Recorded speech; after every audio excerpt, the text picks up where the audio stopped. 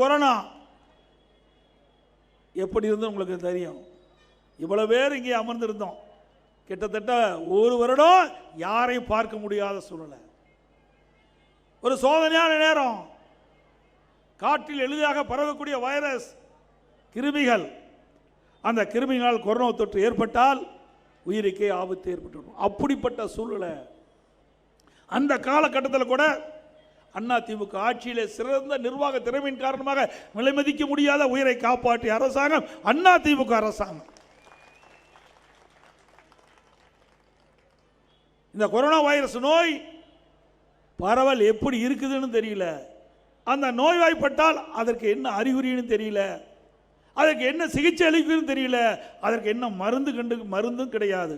அப்படிப்பட்ட சூழ்நிலை கூட நிர்வாக திறமையின் காரணமாக அனைத்து இந்திய அண்ணா திராவிட முன்னேற்ற கழக அரசு மக்களுடைய துணை கொண்டு, நம்ம அதிகாரி பெருமக்களுடைய துணை கொண்டு, நம்முடைய மருத்துவருடைய துணை கொண்டு சிறப்பாக செயல்பட்டு இன்றைக்கு விலைமதிக்க முடியாத உயிரை காப்பாற்றிய பெருமை அதிமுக ஆட்சிக்கு தான் உண்டு.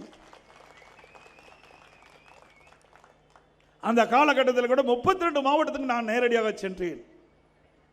ஒரு 14 மாவட்டங்கள் முடிந்து விட்டது. 15வது மாவட்டத்துக்கு செல்கின்ற பொழுது திருச்சியிலே சென்றேன்.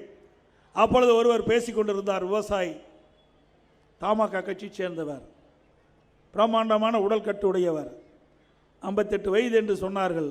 அவர் மனு கொடுத்தார், அவருடைய கோரிக்கையை வைத்தார். பிறகு நான் வீட்டுக்கு வந்த பிறகு அவருடைய கோரிக்கையை படித்து பார்த்து அவரிடத்தில் தொடர்பு கொள்ளலாம் என்று பேசினேன். அவர் கொரோனாவால் மறைந்து விட்டார் என்ற செய்தியை கேட்டேன். கொரோனா வைரஸ் தாக்கி அவர் மரணம் அடைந்து.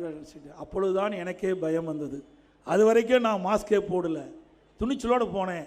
பிறகு இந்த வைரஸ் எப்படி கொடுமையான வைரஸ் என்று நான் நேரடியாக பார்த்து விட்டேன். அதனால் அப்படிப்பட்ட சூழ்நிலையிலும் மக்களை பாதுகாத்த அரசாங்கம் அதிமுக அரசாங்கம்.